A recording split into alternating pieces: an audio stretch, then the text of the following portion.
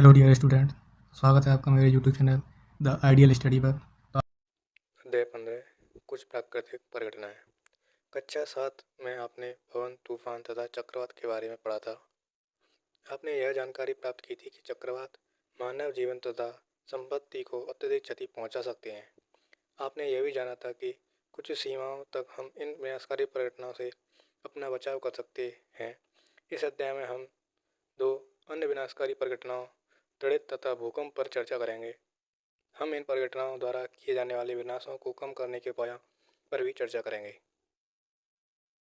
15.1 त्वरित। विद्युत के तार ढीले हो जाने पर आपने विद्युत खंभों पर चिंगारियां देखी होंगी। यह परिघटना उस समय बहुत अधिक हो जाती है जब पवन के रास्ते पर या पवन के चलने पर तार हिलते डुलते हैं। आपने सॉकेट में प्लग के ढीले होने पर भी चिंगारियां निकलते देखी होंगी। त्वरित भी एक विशाल स्तर की विद्युत चिंगारी है। प्राचीन काल में लोग इन चिंगारियों का कारण नहीं समझते थे, अतः वे तड़े से डरते थे और सोचते थे कि उन पर भगवान के क्रोध के कारण यह हुआ है। अब वास्तव में हम जानते हैं कि बादलों में आवेश के एकत्रित होने से तड़ित पैदा होती है। हमें तड़ित से डरना नहीं चाहिए, परंतु इन घातक चिंगारियों से अपने बचाव के लिए सावधानी बरतनी चाहिए। चिंगारियाँ जिनके विषय में यूनानी जानते थे। 600 ईस्वी से भी पहले प्राचीन यूनानी यह जानते थे कि जब एम्बर एक प्रकार की रॉल को फर से रगड़ते हैं तो यह बालों जैसी हल्की वस्तुओं को आकर्षित कर लेता है। आपने यह देखा होगा कि जब आप ऊनी वस्त्र अथवा पॉलिएस्टर के वस्त्रों को उतारते हैं तो आपके बाल खड़े हो जाते हैं। यदि आप अंधेरे में इन वस्त्रों को उतारते हैं तो आप चट चट की ध्वनि के साथ चिंगारियां तक देख सकते हैं। सन 1752 में अमेरिकी वैज्ञानिक बेंजामिन फ्रैंकलिन ने यह दर्शाया कि तड़ित तथा आपके वस्त्रों में उत्पन्न चिंगारियां वास्तव में एक ही परिघटना है, परंतु इस तथ्य के साकार होने में 2000 वर्ष लगे। बूझो। मुझे आश्चर्य है कि उन्हें इस समानता को ज्ञात करने में इतने वर्ष क्यों लगे। पहेली। वैज्ञानिक खोजना बहुत से लोगों के लंबे समय तक कठिन परिश्रम का परिणाम है। अब हम विद्युत आवेशों के कुछ गुणों का अध्ययन करेंगे। हम यह भी देखेंगे कि ये आकाश में त्वरित से किस प्रकार संबंधित है। विद्युत आवेगों की प्रकृति को समझने के लिए आइए कुछ क्रियाकलाप करें, परंतु पहले उस खेल को याद कीजिए जिसे आपने कभी खेला होगा। जब आप प्लास्टिक के पैमाने को अपने सूखे बालों से रगड़ते हैं तो पैमाना कागज के छोटे छोटे टुकड़ों को आकर्षित कर सकता है। 15.2 रगड़ द्वारा आवेशन। क्रियाकलाप 15.1 बॉल पेन की खाली रिफिल लीजिए। इसमें तेजी से किसी पॉलीथीन के टुकड़े से रगड़ कर इसे कागज के एक छोटे टुकड़ों के समीप लाइए। इसी सावधानी रखिए कि रिफिल को रगड़ा गया सिर आपके हाथों अथवा किसी वस्तु से न छुए। अपने क्रियाकलाप को छोटी छोटी सूखी पत्तियों, भूसे तथा सरसों के दानों के साथ दोहराइए। अपने परीक्षणों को नोट कीजिए। जब प्लास्टिक की रिफिल को पॉलीथीन के साथ रगड़ते हैं तो यह कुछ विद्युत आवेशित अर्जित कर लेता है। इसी प्रकार जब प्लास्टिक की कंघी को सूखे बालों में रगड़ते हैं तब यह भी कुछ विद्युत आवेश अर्जित कर लेती है। इन वस्तुओं को आवेशित वस्तुएं कहते हैं। रिफिल या प्लास्टिक की कंघी को आवेशित करने की प्रक्रिया में पॉलीथीन तथा बालों में भी आवेशित हो जाते हैं। आइए अब आपकी जानी पहचानी कुछ अन्य वस्तुओं को आवेशित करने का प्रयास करेंगे। ये सारणी आप देख सकते हैं। रगड़ी हुई वस्तुएं, पदार्थ जिसे रगड़ा जाए। रिफिल पॉलीथीन ये कर चुके हैं। गुब्बारा पॉलीथीन, ऊनी वस्त्र, रबड़, ऊन, स्टील का चम्मच, पॉलीथीन या फिर ऊन। ये सारी वस्तुएं आपस में रगड़ने पर आवेशित हो जाएंगी। 15.3 आवेशों के प्रकार तथा उनकी अन्योन्य क्रिया। हम अगले क्रियाकलाप के लिए कुछ वस्तुएं सारणी 15.1 में से चुनेंगे। क्रियाकलाप 15.3 दो गुब्बारे फैलाइए। इन्हें इस प्रकार लटकाइए कि ये एक दूसरे को स्पर्श ना करें। दोनों गुब्बारे को किसी ऊनी वस्तु से रगड़िए और छोड़ दीजिए। आप क्या देखते हैं? चित्र आप देख सकते हैं, ए और बी। आइए अब हम इस क्रियाकलाप को पेन के बेकार रिफिल के साथ दोहराएं।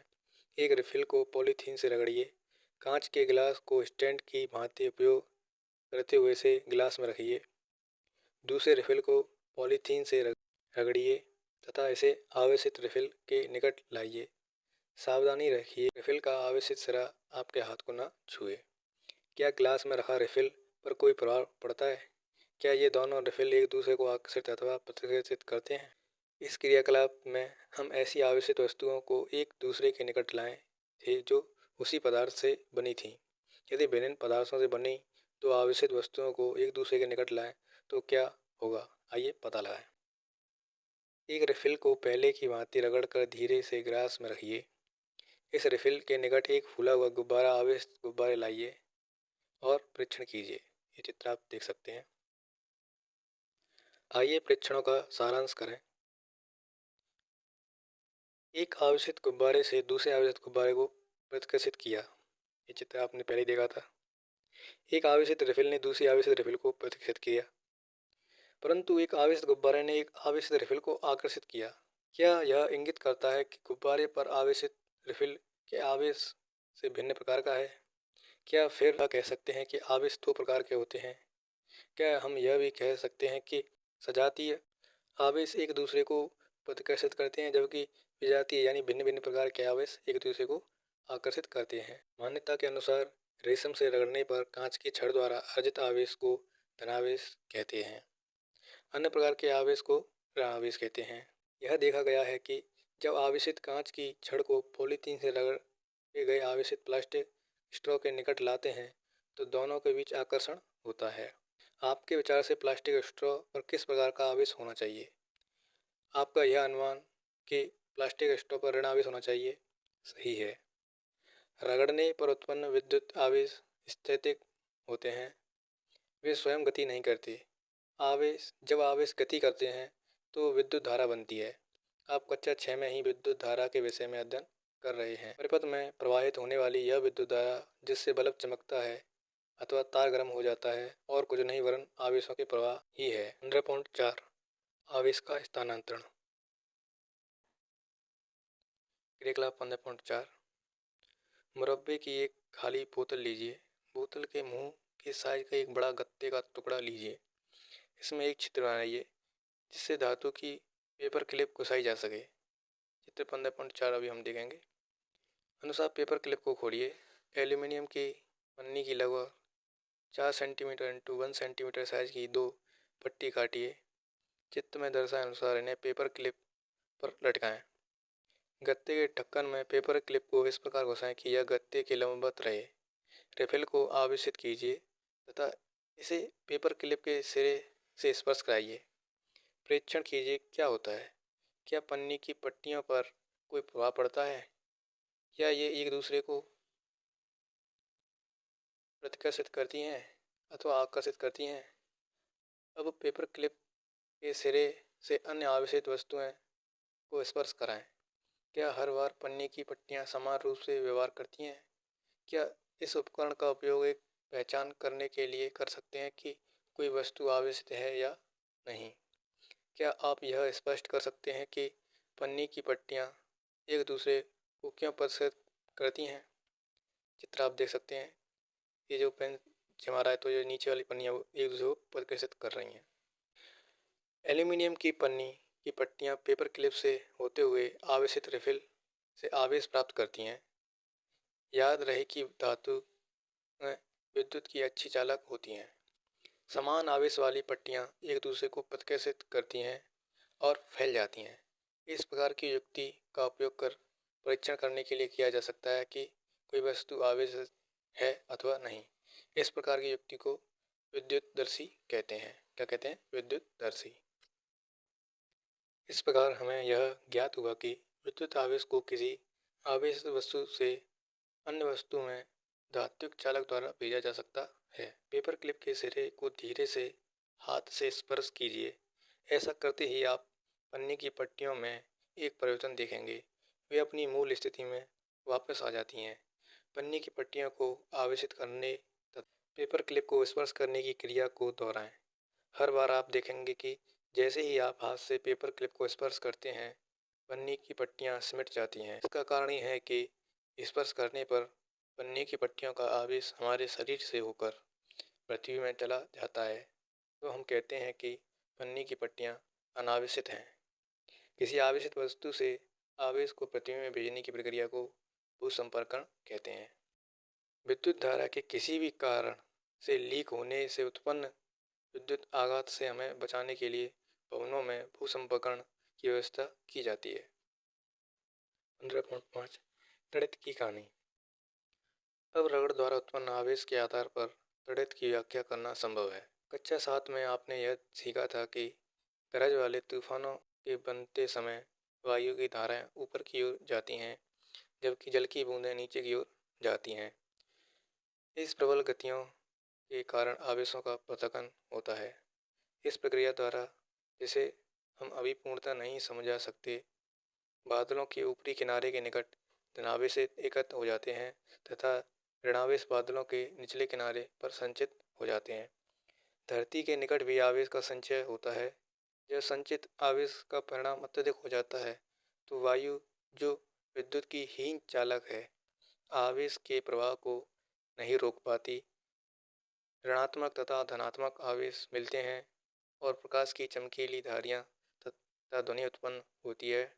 इसे हम तड़ित के रूप में देखते हैं। इस प्रक्रिया को विद्युत विसर्जन कहते हैं। विद्युत विसर्जन की प्रक्रिया दो अथवा अधिक बादलों के बीच अथवा बादलों तथा पृथ्वी के बीच हो सकती है।